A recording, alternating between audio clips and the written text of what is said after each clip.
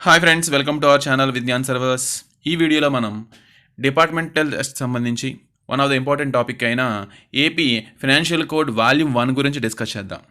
So already నేను previous వీడియోలో చెప్పినట్టుగానే ఇది కూడా ఏంటంటే మెయిన్గా కంటెంట్ సంబంధించింది. అంటే టోటల్గా ఎన్ని చాప్టర్స్ ఉన్నాయి లేదా ఎన్ని ఆర్టికల్స్ ఉన్నాయి, అందులో ఉన్న వాడి ఒక్కొక్క చాప్టర్ మెయిన్గా ఏ థీమ్ గురించి చెప్తుంది, అలాంటి వాటి గురించి మనం ఈ వీడియోలో డిస్కస్ చేద్దాం. ఓకే, ఇది పార్ట్ 1. ఓకే, సో టాపిక్ వెళ్తే మనకి వచ్చేటప్పటికి ఏంటంటే అసలు ఫైనాన్షియల్ కోడ్ కానీ అసలు ఫైనాన్షియల్ కోడ్ దేని గురించి ఏం చెప్తుందంటే ఎవ్రీ ఐటమ్ ఆఫ్ ఎక్స్పెండిచర్, అంటే గవర్నమెంట్ పెట్టే ప్రతి ఖర్చు కూడా షుడ్ బి ప్రీమా ఫేషియా అంటాం. అంటే అది మ్యాండేటరీ అవ్వాలి లేదా అది ఫస్ట్ పూర్తి అవ్వాలి, అవసరమైతే తప్ప ఖర్చు పెట్టరాదు.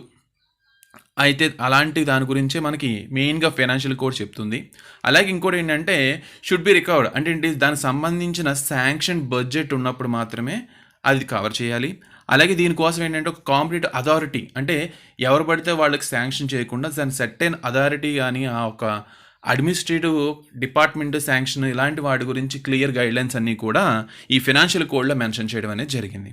సో టోటల్గా మనకి వాల్యూమ్ 1 తీసుకుంటే టోటల్లీ 16 చాప్టర్స్ మనకు ఉన్నాయి. ఒక్కో చాప్టర్ ఒక్కో టాపిక్ గురించి డిస్కస్ చేస్తుంది. సో 16 చాప్టర్స్లో టోటల్గా ఫైనాన్షియల్ కోడ్లో 330 ఆర్టికల్స్ ఉన్నాయి. ఓకే, ఈ 330 ఆర్టికల్స్ డిఫరెంట్ థింగ్స్ గురించి డిస్కస్ చేస్తూ ఉన్నాయి.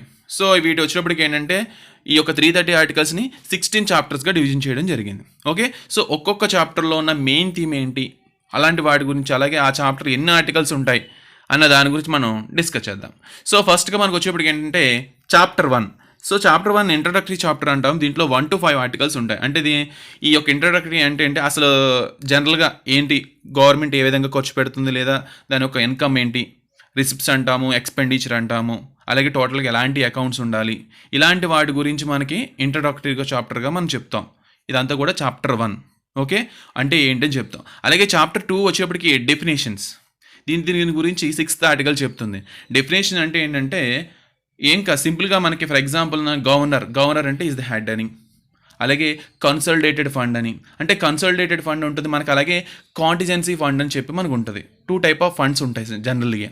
సో కాంటిజెన్సీ ఫండ్ కానీ కన్సల్టేటెడ్ ఫండ్ అంటే ఏంటంటే, సో సాధారణంగా ఏదైనా ఒక శాంక్షన్ బడ్జెట్ కానీ ఒక రెగ్యులర్గా జరిగేది కానీ స్టేట్ లెజిస్లేచర్ కానీ అంటే ఒక ప్లాన్ ప్రకారంగా వేసుకున్న వాటిని డ్రా చేసే అధికారం కానీ డ్రా చేసే ఆ ఒక అకౌంట్ని మనం కన్సల్టేటెడ్ ఫండ్గా చెప్తూ ఉంటాం. అంటే సాధారణంగా గవర్నమెంట్ ఎంప్లాయీ శాలరీస్ కానీ ఇలాంటివి ఫిక్స్డ్ అనమాట, అలాంటివన్నీ కూడా కన్సల్టేటెడ్ ఫండ్గా ఉంటాయి. అలా కాకుండా అన్ఎక్స్పెక్టెడ్ అనమాట, అనుకోకుండా ఏవైనా ఖర్చులు వచ్చినా ఏదైనా ఆ పని పూర్తవనప్పుడు ఎక్స్ట్రా మనీ పెట్టాల్సి వచ్చినప్పుడు దాని ఒక సెట్ అండ్ లా ద్వారా అన్ని కంప్లీట్ చేయడానికి చూసినప్పుడు అన్నెసెసరీగా, అంటే అన్నెసెసరీ కాదు, అన్ఎక్స్పెక్టెడ్గా ఏదైనా అనుకోని విధంగా ఖర్చులు వచ్చినప్పుడు అలాంటప్పుడు మనీ తీసుకోవడానికి కోసం కాంటిజెన్సీ ఫండ్ అని చెప్పి ఒకటి ఉంటుంది. అది గవర్నర్ ఇవన్నీ కూడా శాంక్షన్ అథారిటీ ఉంటుంది. ఓకే, అలాంటి డెఫినేషన్స్ అని, కాగ్ అంటే ఏంటని, అలాగే చీఫ్ మినిస్టర్ అంటే ఏంటని, ఇలా డిఫరెంట్ లోకల్ ఫండ్స్ అంటే ఏంటి, ఇలా డిఫరెంట్ డెఫినేషన్స్ అన్నీ కూడా మనకి చాప్టర్ 2లో ఉన్నాయి. దీని గురించి మనకి 6th ఆర్టికల్ మెన్షన్ చేస్తుంది. అలాగే చాప్టర్ 3కి వచ్చేప్పటికి ఏంటంటే మెయిన్గా receipts, collection and check. Receipts అంటే ఏంటంటే మెయిన్ జనరల్గా రిసిప్ట్ అనేది ఏంటంటే ప్రభుత్వం దగ్గరికి వచ్చే ఆదాయాన్ని రిసిప్ట్స్ అంటాం దాన్ని. అంటే దానికి వచ్చే ఆదాయాన్ని, ఇన్కమ్ని మనం రిసిప్ట్స్గా మనం చెప్తూ ఉంటాం. అంటే ఏంటంటే జనరల్గా ఇక్కడ వచ్చేటప్పటికి మనకి ఏదైనా రికవరీ ఛార్జెస్ కానీ, ఏదైనా గవర్నమెంట్ సర్వీస్ నుంచి రికవరీ చేయడం కానీ, అలాగే ఏదైనా గవర్నమెంట్ సంబంధించిన ల్యాండ్స్ గురించి ఎలాంటి వాటి గురించి గవర్నమెంట్ కలెక్ట్ చేసే రెంట్ అవ్వచ్చు, ట్యాక్సెస్ అవ్వచ్చు, లేదా గవర్నమెంట్ ప్రాపర్టీని ఏదైనా ఆక్షన్ చేసినప్పుడు దాని నుంచి వచ్చే మనీ అవ్వచ్చు. ఓకే, అలాగే లేదా ఏదైనా సర్వే కాస్ట్ ఆఫ్ సర్వీస్, అంటే మన సర్వే కండక్ట్ చేసుకున్నప్పుడు గవర్నమెంట్ మనీ కడతాం, అలాంటి మనీ అవ్వచ్చు, లేదా ఏదైనా గవర్నమెంట్ ఎవరి మీద ఏదైనా ఫైన్స్ వేసినప్పుడు ఆ ఫైన్స్ అవ్వచ్చు, లేదా ఫారెస్ట్ డిపార్ట్మెంట్ వచ్చే మనీ రిసిప్ట్స్ అవ్వచ్చు. ఇలా అలాగే మనకి ఎడ్యుకేషన్ ఇన్స్టిట్యూషన్స్ ఉన్నాయి. ఎడ్యుకేషన్ ఇన్స్టిట్యూషన్స్కి చాలా వరకు కూడా స్టూడెంట్స్ ఈవెన్ గవర్నమెంట్ కాలేజీల్లో కూడా ఫీ పే చేస్తూ ఉంటారు. అంటే చాలా లిమిటెడ్ ఫీ పే చేస్తూ ఉంటారు, అలాంటి లిమిటెడ్ కానీ. అలాగే ప్రైవేట్ ఇన్స్టిట్యూషన్స్ వాళ్ళంతా కూడా గవర్నమెంట్ కట్టే మనీ అవ్వచ్చు. ఇలా టోటల్గా అంటే డిఫరెంట్ సోర్స్ ఆఫ్ రెవెన్యూ కానీ ఇవన్నీ కూడా రిసిప్ట్స్లో వస్తూ ఉంటాయి. దీని గురించి 7 నుంచి 7 to 37 ఆర్టికల్స్ చెప్తున్నాయి. అంటే గవర్నమెంట్కి మెయిన్గా వచ్చే ఇన్కమ్ సోర్సెస్ గురించి, వాటికి సంబంధించిన వాటి గురించి మనకి ఒక బ్రీఫ్గా 7 to 37 ఆర్టికల్స్ మెన్షన్ చేస్తున్నాయి 3rd చాప్టర్లో. అలాగే 4th చాప్టర్కి వచ్చేప్పటికి ఎక్స్పెండిచర్, ఖర్చులు ఏ విధంగా పెడుతుంది దీని గురించి. సో 4th చాప్టర్కి వచ్చేటప్పటికి ఏంటంటే మనకి ఇది మెయిన్గా అసలు ఎక్స్పెండిచర్ చేయాలంటే దాని మెయిన్ ప్రిన్సిపల్స్ ఏంటి, దానికి ఒక రూల్స్ ఏంటి, ఇలాంటి దాని గురించి 38 నుంచి 60 ఆర్టికల్స్ చెప్తున్నాయి.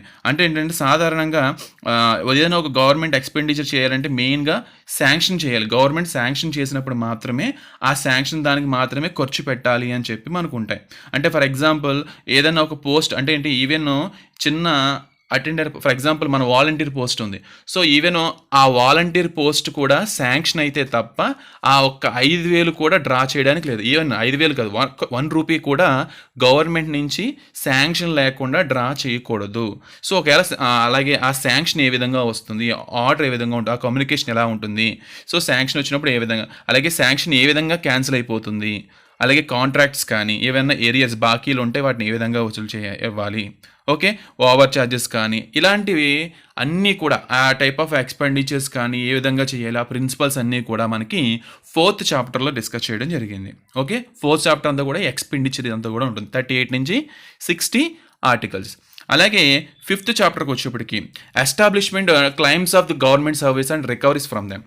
అంటే ఏంటంటే ఇది కూడా అంటే ఒక రకంగా ఖర్చు అవ్వచ్చు, డిడక్షన్స్ అవ్వచ్చు, ఇవన్నీ కూడా ఏ విధంగా అంటే ఏంటంటే మెయిన్గా ఈ యొక్క చాప్టర్ అంతా కూడా, ఈ 5th చాప్టర్ అంతా కూడా దేని గురించి అంటే ఏంటంటే గవర్నమెంట్ అవసరం అనుకుంటే ఏదైనా ఒక పోస్ట్ని క్రియేట్ చేయొచ్చు, కావాలనుకుంటే దాన్ని తొలగించవచ్చు. ఓకే, అలాగే ఏంటంటే ఎస్టాబ్లిష్మెంట్ అంటే ఏంటి, ఒకవేళ శాంక్షన్ అథారిటీ డైరెక్ట్గా సెంట్రల్ నుంచి అంటే ఏంటి, ఇప్పుడు ఫర్ ఎగ్జాంపుల్ చీఫ్ సెక్రటరీస్ నుంచి డైరెక్ట్గా అందరికీ శాలరీస్ కానీ ఆ చీఫ్ ట్రెజరీ నుంచి మొత్తం అందరికీ శాంక్షన్ చేయడం అవ్వదు. సో కాబట్టి ఆ ఒక్క శాంక్షన్ అథారిటీస్ని అందరినీ కూడా ఆ సబార్డినేట్ ఆఫీసర్స్కి ఏ విధంగా ఇస్తారు, ఓకేనా, ఇన్ కేస్ ఏదన్నా ఇంక్రీజ్ చేయాలంటే ఏ విధంగా చేయాలి, అలాగే కొత్త పోస్టులకి స్కేల్ ఆఫ్ పే ఏ విధంగా ఫిక్స్ చేయాలి, ఓకే, అలాగే ఏంటంటే ఈ యొక్క అకౌంటెంట్ జనరల్ కానీ ఈ యొక్క యాన్యువల్ రిటర్న్స్ కానీ యాన్యువల్ ఆడిట్స్ కానీ ఏ విధంగా చేయాలి ఇలా అని చెప్పి ఎస్టాబ్లిష్మెంట్ చెప్తుంది. అలాగే ఇందులోనే మనకి ఏంటంటే గవర్నమెంట్ సర్వీస్ క్లైమ్స్ అంటే ఫర్ ఎగ్జాంపుల్ వాళ్ళకి ఇచ్చే పే కానీ అలవెన్సెస్ కానీ వాటిని ఏ విధంగా డ్రా చేసుకోవాలి, అలాగే నెక్స్ట్ ఏదైనా ట్రావెలింగ్ అలవెన్సెస్ అని ఇలాంటివి వచ్చినప్పుడు ఏ విధంగా బిల్ పెట్టాలి, అలాగే గెజిటెడ్ ఆఫీసర్స్కి ఏ విధంగా ఉంటాయి, నాన్ గెజిటెడ్ ఆఫీసర్స్కి ఏ విధంగా ఉంటాయి, అలాగే డిఫరెంట్ డిపార్ట్మెంట్స్కి ఎలా ఉంటాయి, ఇలాంటి మొత్తం గవర్నమెంట్ సర్వెంట్స్ యొక్క క్లెయిమ్స్ అంతా కూడా మనకి ఇందులో చెప్తుంది. దీంతో పాటుగా డిడక్షన్స్ ఇన్ కేస్ ఏంటంటే ఏదన్నా ఇన్కమ్ ట్యాక్స్ ఇప్పుడు టీడీఎస్ కానీ ఇలాంటివి కట్ అవుతూ ఉంటాయి. సో ఏ విధంగా డిడక్షన్ అయినప్పుడు ఏ విధంగా ఇన్కమ్ ట్యాక్స్కి సంబంధించిన ఏ విధంగా డిడక్ట్ అవుతాయి, అలాగే ఏదైనా సొసైటీస్ నుంచి కట్ ఏ విధంగా రికవర్ అవుతాయి, లేదా ఏ విధంగా ఫైన్స్ కానీ ఇవన్నీ కూడా కలెక్ట్ చేస్తారు, ఇలాంటివన్నీ విషయాలు కూడా ఓకే. సో టోటల్గా గవర్నమెంట్ ఒక సర్వెంట్స్ ఒక క్లెయిమ్స్ అని వాటి దగ్గర నుంచి రికవరీస్ కానీ ఇలాంటివన్నీ కూడా మనకి 5th చాప్టర్లో చెప్పడం జరిగింది. ఓకే, 5th చాప్టర్లో మొత్తం అంతా కూడా వాడికి ఇవ్వడం తీసుకోవడం ఏ విధంగా ఉంటుందని చెప్పడం జరిగింది. అలాగే 6th వచ్చేటప్పటికి ఏంటంటే మనకి ఓకే 6th చాప్టర్ అంతా కూడా కాంటిగెంట్ ఛార్జెస్ అని చెప్తాం. కాంటిగెంట్ ఛార్జెస్ అంటే ఏంటంటే మెయిన్గా ఇప్పుడు ఏదన్నా గవర్నమెంట్ ఆఫీసర్స్కి అందరికీ కూడా అడ్వాన్స్ ఇస్తాం, మనీ ఇవ్వడం కానీ, అలాగే నెక్స్ట్ ఆ టైంలో ఏదైనా బిల్ పెట్టినప్పుడు అంటే ఖర్చులు అనుకోని ఖర్చులు జరిగినప్పుడు కానీ, అలాగే ఏదైనా రేట్స్ కానీ ట్యాక్సెస్ కానీ, లేదా ఫర్ ఎగ్జాంపుల్ సర్వీస్ ఛార్జెస్ అని కొన్ని పోస్టల్ స్టాంప్ ఛార్జెస్ కానీ, అక్కడ క్లీనింగ్ చేయాల్సినవి కానీ, లేదా ఎలక్ట్రిక్ కరెంట్ ఛార్జెస్ కానీ, లేదా డిపార్ట్మెంటల్ ట్రాన్స్ఫర్ చేసినప్పుడు అయిన ఖర్చులు కానీ, ఇలాంటివన్నీ కూడా మనకి ఏంటంటే కాంటిగెంట్ ఛార్జెస్ అంటాము. అంటే ఏంటంటే కొన్నిసార్లు అనుకోకుండా రావచ్చు ఇలాంటి ఖర్చులు అనమాట. ఓకే, అలాంటి వాటి గురించి ఏం చేయాలని చెప్పి మనకి చాప్టర్ 6 చెప్తుంది. అలాగే చాప్టర్ 7కి వచ్చేప్పటికి స్టోర్స్ ఇవన్నీ కూడా ఏంటంటే గవర్నమెంట్ ఏ విధంగా స్టోర్స్ని ఏదైనా పర్చేస్ చేస్తుంది, లేదా ఫర్ ఎగ్జాంపుల్ ఏదన్నా పర్చేస్ చేయాలి అంటే టెండర్స్ ఏ విధంగా కొనాలన్నా అమ్మాలన్నా ఈ విధంగా టెండర్స్ని యాక్సెప్ట్ చేస్తుంది. అలాగే ఈ యొక్క స్టోర్స్ వాళ్ళతో ఏ విధంగా అగ్రిమెంట్ చేసుకుంటుంది, అలాగే అక్కడ సెక్యూరిటీ కోసం కూడా ఏ విధంగా కాంట్రాక్ట్స్ ద్వారా సెక్యూరిటీని తీసుకుంటుంది. ఓకే, ఒక టెండర్ కానీ ఒక అగ్రిమెంట్ కానీ ఏ విధంగా ఉంటే వాటి యొక్క ఫామ్స్ ఏంటి, అలాగే ఈ యొక్క స్టాక్ని కదా ఆ యొక్క రా మెటీరియల్స్ని కానీ ఈ యొక్క స్టోర్స్ యొక్క స్టాక్ మెయింటైన్ ఏ విధంగా చేయాలి, అలాగే వాడి యొక్క అథారిటీ ఎవరు, ఓకే. సో ఏ విధంగా ఒక రిసిప్ట్స్ కానీ వాటి యొక్క డిస్పోజల్ కానీ ఏ విధంగా చేయాలి, అలాగే వాటి యొక్క ఆడిట్స్ కానీ వెరిఫికేషన్ ఎలా ఉంటుంది, ఇలాంటివి స్టోర్స్ కానీ ఇలా గోడౌన్స్ ఇలా సంబంధించినవన్నీ కూడా చాప్టర్ 7 స్టోర్స్ చెప్తుంది. దీని గురించి 120 నుంచి 122 నుంచి 146 ఆర్టికల్ అంతా కూడా 146 ఆర్టికల్ వరకు కూడా మనకి కంప్లీట్గా దీని గురించే డిస్కస్ చేయడం జరిగింది. అలాగే చాప్టర్ 8. సో చాప్టర్ 8 అంతా కూడా వర్క్స్ అనమాట. సో వర్క్స్ అంటే ఏంటి అంటే ఏంటంటే డిపార్ట్మెంట్ అంటే పర్టికులర్గా మనకి పీడబ్ల్యూడి డిపార్ట్మెంట్ అంటాం, పబ్లిక్ వర్క్స్ డిపార్ట్మెంట్ అంటాం. సో ఆ వర్క్స్ ఏ విధంగా ఉంటాయి, అలాగే ఫారెస్ట్ డిపార్ట్మెంట్ సంబంధించినవి కానీ ఎక్సైజ్ డిపార్ట్మెంట్ సంబంధించిన వర్క్స్ ఎలా ఉంటాయి, అలాగే రిమైనింగ్ అంటే ఎలక్ట్రికల్ వర్క్ అవ్వచ్చు లేదా మైనర్ ఇరిగేషన్ వర్క్స్ అవ్వచ్చు, ఇలాంటివి ఏంటి. ఓకే. అలాగే ఇది ఏంటంటే వర్క్స్ డిపార్ట్మెంట్ చాలా వ్యాస్ట్ టాపిక్. ఓకే. అందువల్ల మనకి 147 నుంచి 208 వరకు కూడా ఈ యొక్క దాని గురించే మనం చెప్పడం జరిగింది. ఓకే. అంటే ఏంటంటే మెయిన్గా ఏదైనా ఒక వర్క్ చేయాలి అన్నా, ఏదైనా చేయాలంటే ఆ వర్క్ ఏ విధంగా శాంక్షన్ చేయాలి, లేదా పాత బిల్డింగ్కి అయితే రిపేరింగ్ ఏ విధంగా చేయాలి, అలాగే సేవింగ్స్ని ఏ విధంగా యూటిలైజ్ చేసుకోవాలి, కొత్త వర్క్స్ని ఏ విధంగా చేయాలని. అలాగే ఇంకోటి ఏంటంటే డిఫరెంట్ డిపార్ట్మెంట్స్ అంటే ఏంటంటే ఒక్కొక్క డిపార్ట్మెంట్కి ఒక్కొక్క విధంగా ఉంటుంది ఇక్కడ. సో అంటే ఏంటంటే పర్టికులర్ డిపార్ట్మెంట్కి ఫర్ ఎగ్జాంపుల్ పీడబ్ల్యూ డిపార్ట్మెంట్ వచ్చినప్పుడు దానికి సెపరేటు, ఫారెస్ట్ డిపార్ట్మెంట్ వచ్చినప్పుడు దానికి సెపరేటు, అలాగే ఎక్సైజ్ డిపార్ట్మెంట్కి వచ్చేప్పుడు దానికి సెపరేట్. ఏ డిపార్ట్మెంట్కి ఆ డిపార్ట్మెంటు సెపరేట్గా ఉంటాయి. వాటి యొక్క ఎస్టిమేషన్స్ కానీ వాటి యొక్క రూల్స్ అండ్ రెగ్యులేషన్స్ అన్నీ కూడా డిఫరెంట్గా ఉంటాయి. అందువల్ల మనకి ఏంటంటే ఈ యొక్క వర్క్స్ అనే చాప్టర్ అనేది చాలా ఎక్స్టెన్సివ్గా ఉంటుంది, అలాగే డిపార్ట్మెంట్ వైజ్ సెపరేట్గా ఉంటుంది. ఓకే. సో టోటల్కి ఇవన్నీ కూడా మనకి ఏంటంటే అప్ టు 8th చాప్టర్ వరకు కూడా. సో నెక్స్ట్ వీడియోలో మనం రిమైనింగ్ చాప్టర్స్ గురించి డిస్కస్ చేద్దాం.